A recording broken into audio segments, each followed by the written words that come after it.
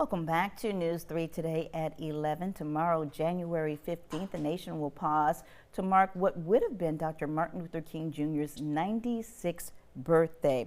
As we gear up for the federal holiday this coming Monday, on January 20th, communities across our area and right here in our own neighborhood will have plans for a grand commemoration.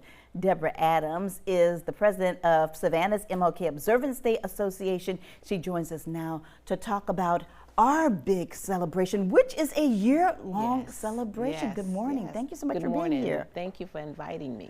Now, this is 2025. This parade actually, you started planning it last year after the end of the 2024 parade. Absolutely. Let's talk about what goes into planning such an event of this magnitude. A lot of work. Okay. With very few workers. It's so good to plan that parade, and then you never know what goes on behind the scene. But we start out with all those who want to be a part of the parade, which means that they have to complete an application and submit their filing fees. And of course, as we draw near, we do have deadlines and we have late fees and all those, but still we got people, even up until yesterday, still wanting to get into this parade. I know that we have close to 300 units this year, which is wonderful. This is not the largest, but it's moving back up to pre-pandemic days when we had such an awesome time, and then after it's all over, then we get to breathe. But right now we're still slightly hyped. My chairperson, Judy Jones, she's about ready to pull the little bit of hair she has left out. So I'm always talking her down off the ledge to keep her calm. I said, it's going to be okay. We've got this. We've done this before, and we will do this again. Now we're taking a look at video from previous years where you see the streets of Savannah really lined up. A lot of folks downtown, but mostly focused on MLK Boulevard, which is the namesake of Dr. King. Absolutely. Let's talk about some of the events that went on before this week, because as I mentioned, you celebrate all year. In November, it started with the Marshals reception. Yes, we recognized 3 individuals as honorees to represent and be ambassadors for this event, for this organization. And one is Mr. Mike Juan Green, who is our trailblazer. This young man is less than 50 years of age, and he's doing great things in our community because he has his own. He does flyers, he does programs, he does so much, and he's always willing to help, and he's ready to give back to the community because of what we've done for him. We also have Mr. Robert Jordan, who is also one of our marshals, Ms. Vonette Goodwalker, and everyone knows her. She is the director of the Ralph Mark Gillis Civil Rights Museum. And we have Ms. Betty Ellington.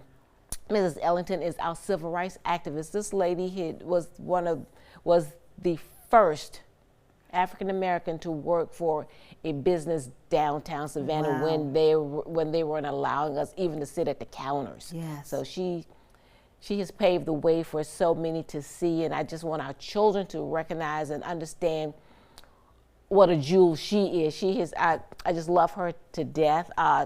So dearly. She's just become a part of my family. And that's what I was going to ask you about, the meaning behind this celebration. Of course, the parade, that's the pomp and circumstance. That's the highlight of the day. But there's a bigger meaning behind it. There is. The parade, yes, we don't look at it as a parade day. We look at it it's not a day off. It's not a day of celebration, but it's a day to give back, give community service. You know, it's so meaningful. There's so many things that's available that they can do outside of the parade. You know, yes, the parade is a big thing for us, but all these individuals that I work with are now my family, and once we leave there, we still continue to go out because there's a jazz festival on that same day at the Unitarian Universalist Church, and it's off of Habersham. I think it's Houston Square, and Ms. Huxley Scott always does this along with some others, and it is absolutely phenomenal.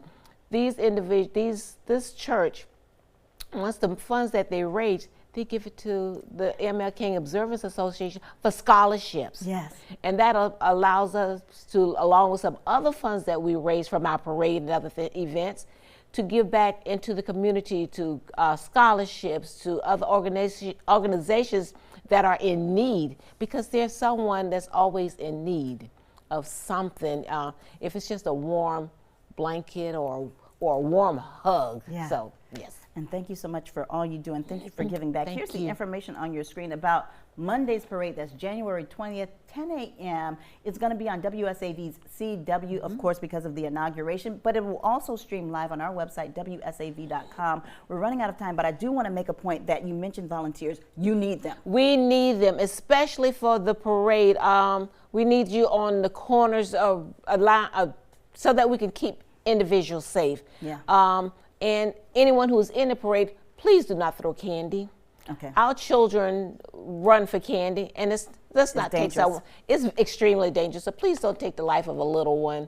If you want to give it to them, walk over to them and hand it to them. But please come out and enjoy the parade and all the other events that will be upcoming. All right, and you'll find those on our website as well. Thank you so much, Mrs. Adams, for joining us today. Thank you.